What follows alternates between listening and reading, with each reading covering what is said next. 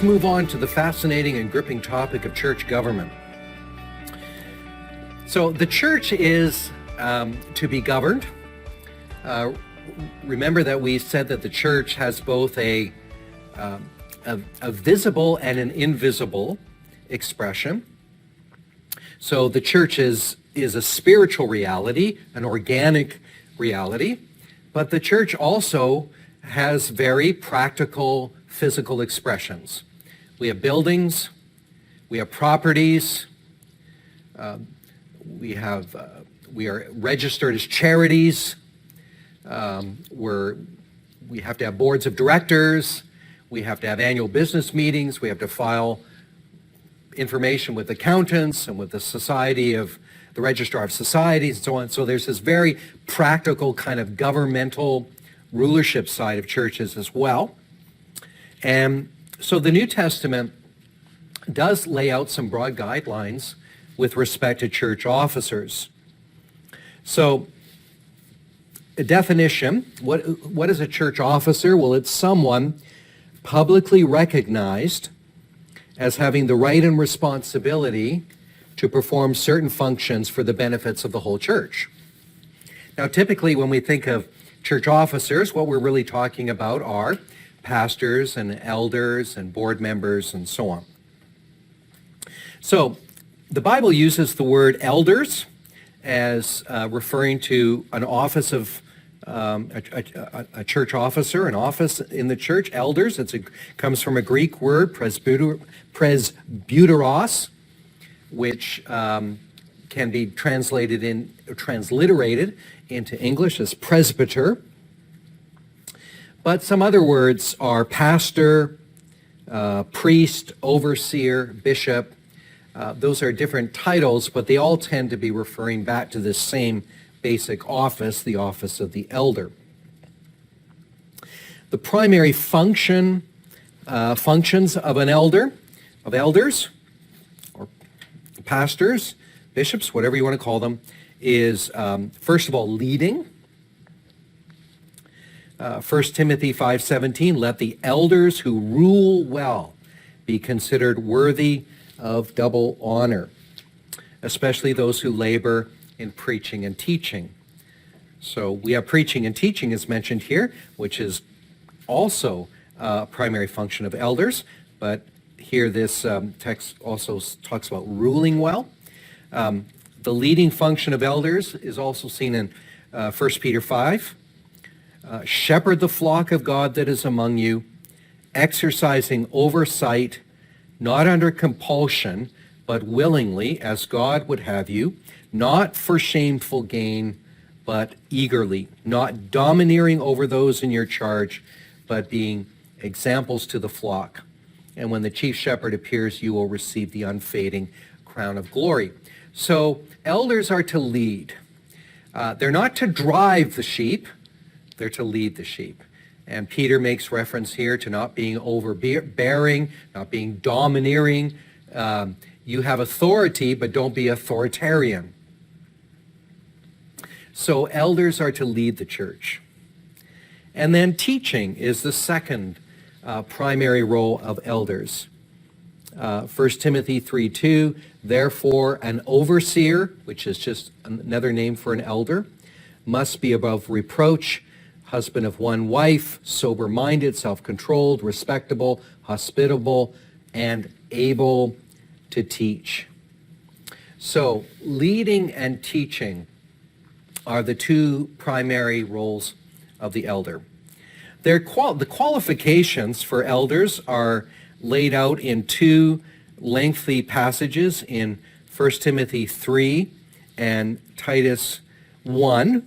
We're not going to read through these, except to say that qualifications for elders, I don't want to say it's a moving target, but qualifications for elders has changed over time.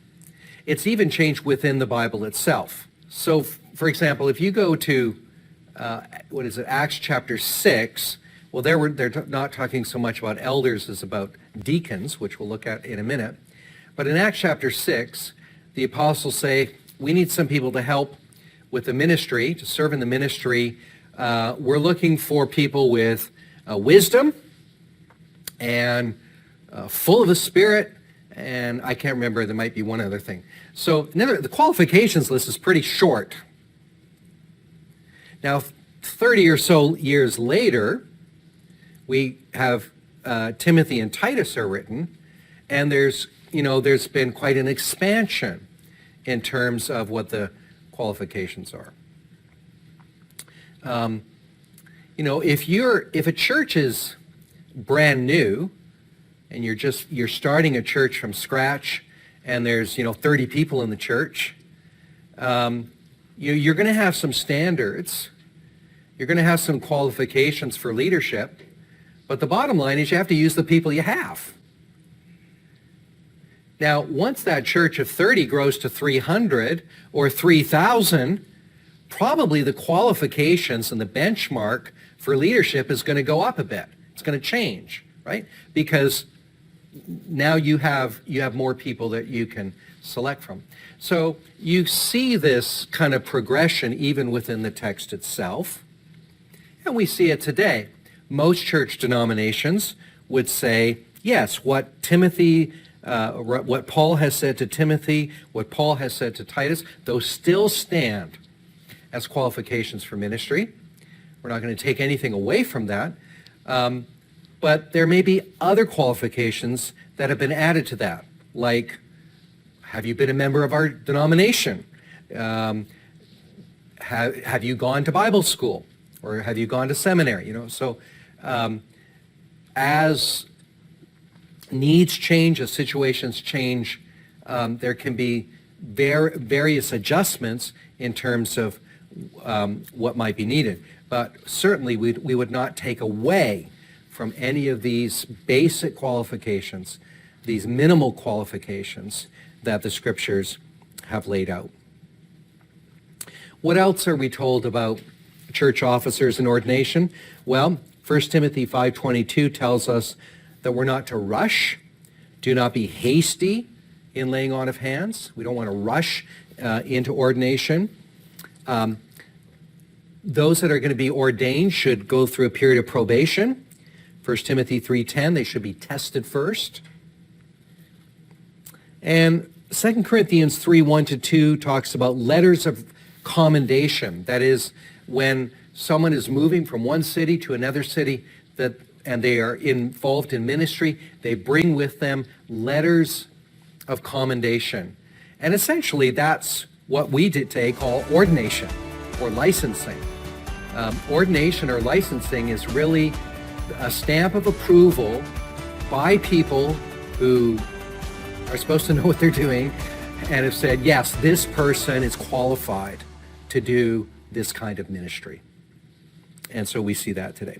So one form of church officer is the elder, and again, the variety of vocabulary around what we would call an elder.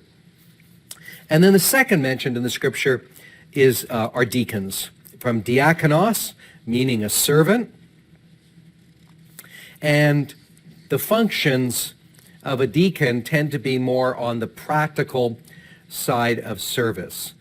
We see them perhaps caring for finances, playing administrative roles, or as in Acts 6, caring for the physical needs of the church.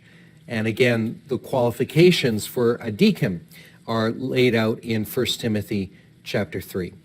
So, the two basic church officers are the elder and the deacon, and they are serving together to care for the spiritual and practical needs of the church.